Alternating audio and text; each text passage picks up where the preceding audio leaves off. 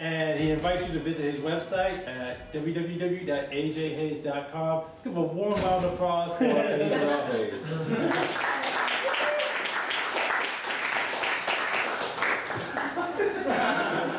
Salute the fallen. My desktop is a graveyard of ballpoint pens, dried up corpses casually flung upon the wooden table. Some eventually roll onto the floor.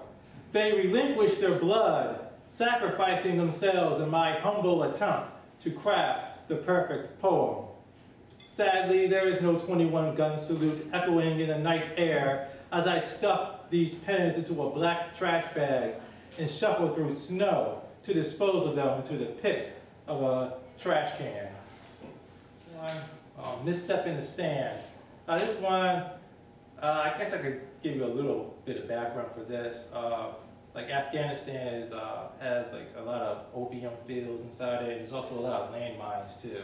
So this poem deals with both. I closed my eyes and stepped onto the opium fields of Afghanistan. I separated from myself as if having a near-death experience and ghost walked with the children who misstep in the sand, exploding into 1,000 splendid suns and moons to sprinkle the desert with stardust, covering the soldiers waiting in ambush in a coat as light as the stale breath of babies after suckling. And I tumbled with the kids, spreading myself upon Kabul, hugging the children who are yet to misstep in the sand. In tune. Michael Jackson was right. It don't matter if you're black or white, because they don't really care about us. I would like to ask Michael, who are they? It's a pronoun without an antecedent. Whoever they are, I know they aren't kids. Some say children are better judges of character than their adult counterparts. Unfamiliar kids tend to smile and wave at me while I'm scowling at the floor. Babies grab my pants leg, and I imagine them singing in Sam Cooke's lugubrious voice, "If I could just touch the hem of his garment, I know I'll be made whole." I worry this child will mature into an artful dodger, inmate number 06572-987.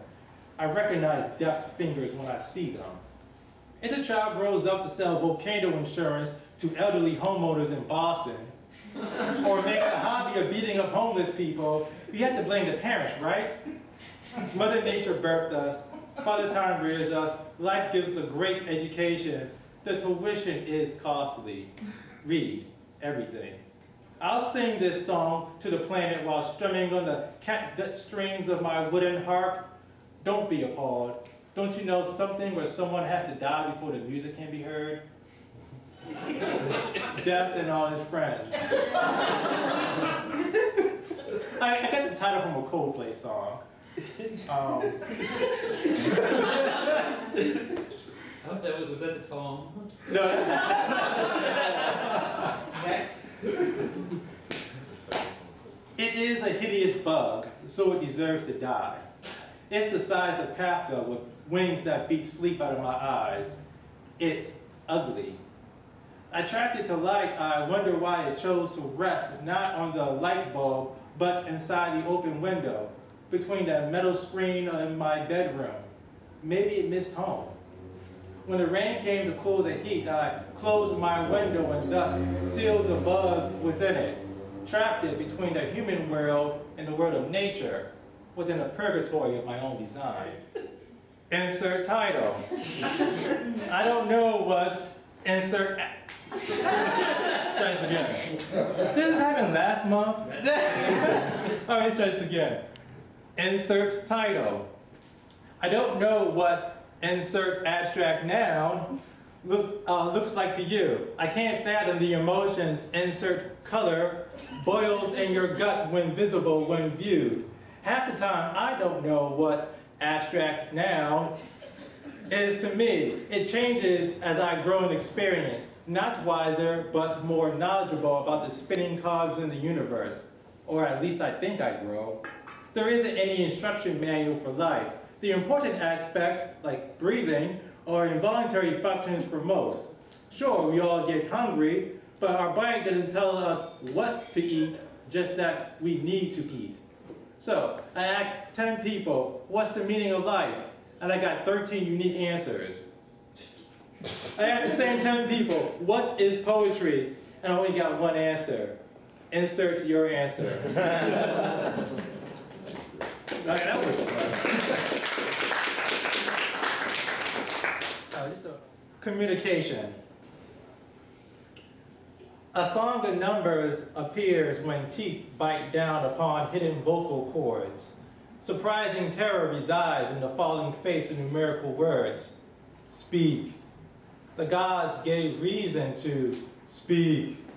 The windows overlooking Santa Vista, the holy view, opened, and the shutters became a mouth in which to speak. And the gods in the heavens were able to speak to the gods in the underground through quicksilver and song, and the joys of the mire were known in the clouds, all because the gods could speak. Death of a Martian. He rode inside a meteor's core towards our meager home. The atmosphere fragmented his skull, yet he remained intact long enough for me to anticipate, even welcome his arrival. The birth of a Martian is proof of heaven's existence. The crash landing of the meteor proved too damaging for the Martian's tiny bones to absorb, and the impact crushed his infantile lungs. In a span of hours, I experienced uncontrollable joy and unbearable grief. The death of a Martian is evidence of God's demise. What she says. I asked her if she thought the sky missed the sun during the night before the day. She told me she felt the sky could never miss something that was perpetually within it. She likened it to missing a loved one whose spiritual essence resides in the stream of consciousness that rolls over all existence. She says, it is unnecessary to miss someone who is bound inside your soul until the end of the end. Last piece is Eternalist.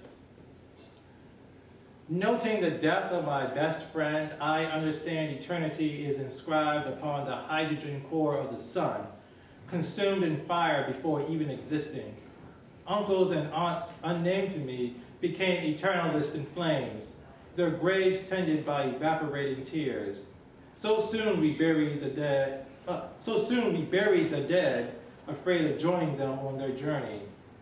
When I transcend, bury me with a scroll relating my mortal deeds, a record for the collective to rejoice in. There is no need to spell check the journal. Errors are human. Rather, ensure meaning remains cosmic and divine, transfiguring symbols beyond eternity to exist as an eternalist. Thank you.